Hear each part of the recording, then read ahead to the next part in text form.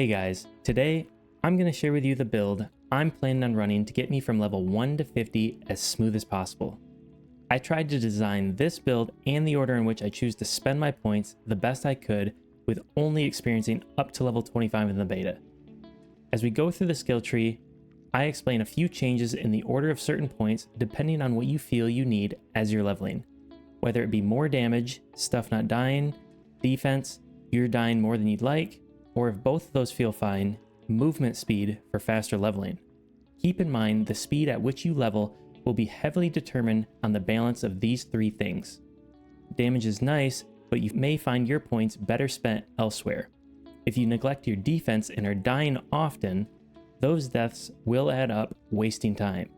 If both damage and defense are in a good spot, increasing your movement speed, especially early, will be invaluable for faster leveling. But with that, let's dive into the video. Alright, so starting at the top, we're going to pick up Puncture and Enhanced Puncture. I choose Puncture because it's my personal favorite. It attacks fast, it's ranged, and in general, it feels the best to use.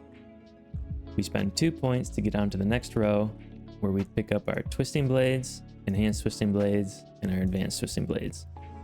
This right here is the bread and butter of the build. This is where almost 100% of your damage is coming from. It's gonna be your main attack. You're gonna be spamming this all the time. That's how everything fits together.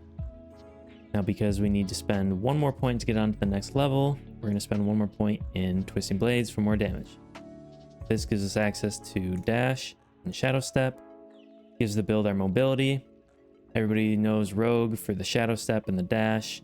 You're jumping around, increased mobility, helps you level faster, and that's gonna be really key to getting to level 50 and beyond as quick as possible. Now we need more points to get down, so we're gonna spend all of our points in Twisting Blades. We're gonna max this out 5 out of 5. Now we can access our Dark Shroud for damage reduction. Enhanced Dark Shroud helps our Dark Shroud stay up, and Subverting Dark Shroud gives us movement speed when Dark Shroud's up. Alright, now we're gonna move over. We're gonna pick up a point in Poison Trap, an Enhanced Poison Trap. This applies poison, does some AoE, easy skill to use, knocks down things. This will work a lot better with the build later on, and I'll explain that as we go. Now that we can access the next level, we're going to pick up 1 point in Shadow Imbuement. And because our energy is probably feeling a little bit weird right now, we can pick up Shadow Crash and Consuming Shadows.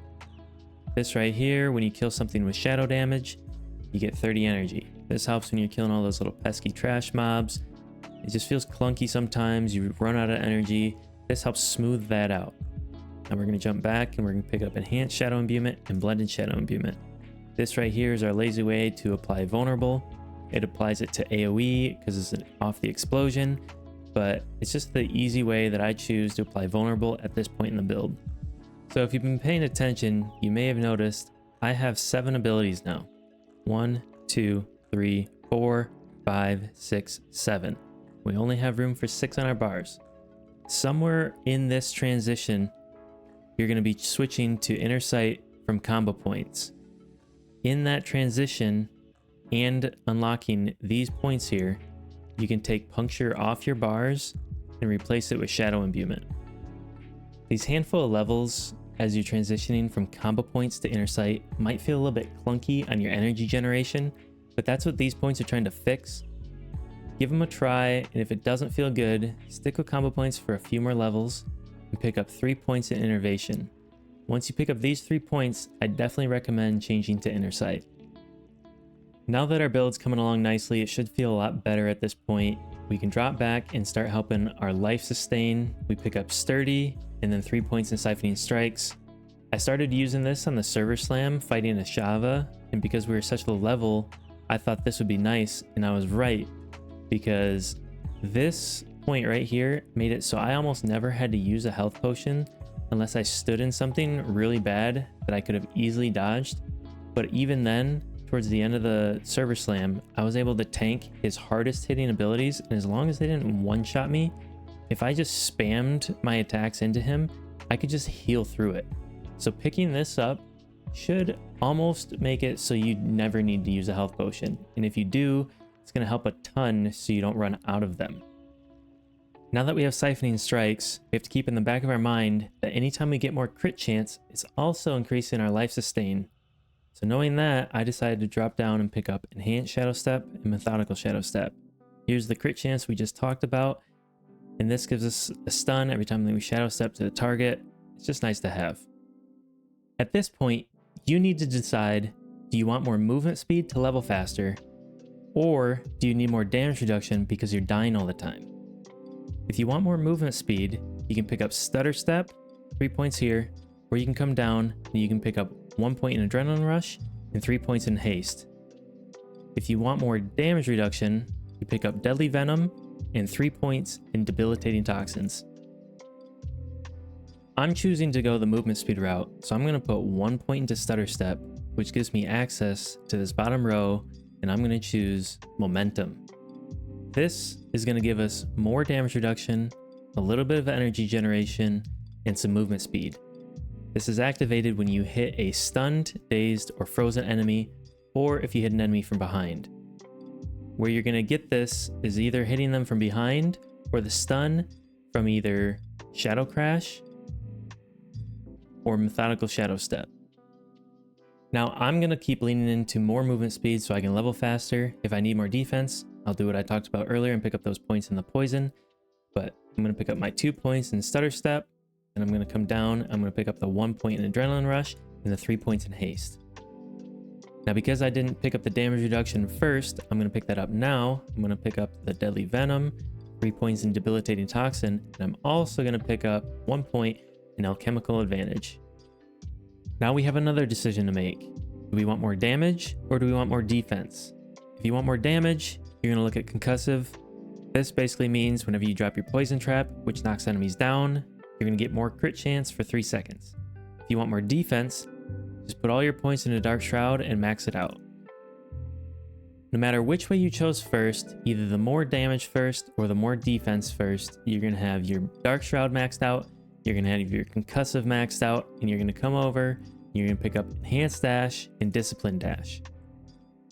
This gives you more crit damage on targets hit by your dash, and this slows enemies by 30% that are hit by dash, and if you hit them again or a slowed enemy, they'll also be dazed. Now with our 4 remaining points, we're going to come down, we're going to put 3 points to Trap Mastery, give us some more crit chance on vulnerable targets, which also helps on our life sustain from Siphoning Strikes. And with our final point, you can put this wherever. I'm just going to drop it into Sturdy for more close damage reduction. If you remember when we were talking about Shadow Imbuement, and I talked about this point right here being our lazy way to apply Vulnerable, the problem with this is the uptime on our Vulnerable isn't very good with this. So if at any point while you're leveling, you get this aspect right here, the Blast Trapper's aspect, I recommend you make the following changes. If you have the Blast Trapper's aspect applying your vulnerable for you, you no longer need Shadow Imbuement. So we're going to remove these 3 points. We're going to put 2 points in Poison Imbuement. Poison Imbuement does more damage than Shadow Imbuement, and it's another way to apply poison, which is better uptime for debilitating toxins. We're also going to remove these 3 points and this point, since we're not doing any shadow damage anymore. And we're going to switch them to anything you'd like, but I'm going to choose for more damage, which would be Exploit and Malice. Making this change leans much more into boss damage. It should still clear dungeons perfectly fine, but if you want a little help clearing those pesky trash mobs, you can always remove 1 point in Malice and put it in Shadow Imbuement. You can put Shadow Imbuement on your bar for Poison Imbuement during the dungeon when you're clearing the trash mobs, and when you get to the final boss, just switch it back out with Poison Imbuement. If at the end of the day you want more defense, take these 2 points from Malice and 2 points from Exploit and pick up Agile and finish out Sturdy. So that's the build I'm personally going to be running from 1 to 50 when the game launches. If you have any questions, I'll be streaming my leveling experience starting from June 2nd with the early access release.